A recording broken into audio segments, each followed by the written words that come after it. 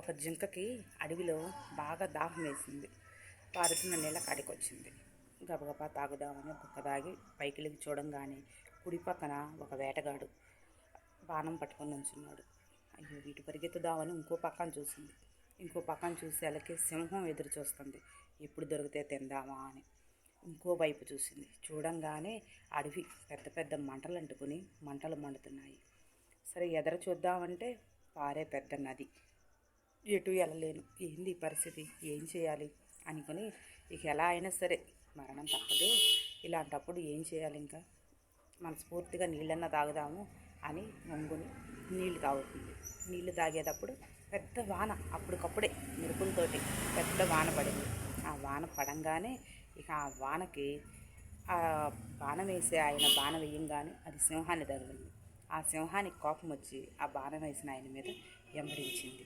ఈ వర్షం ఇటు పక్కన పడంగానే ఆ మంటలు ఆరిపోయాయి.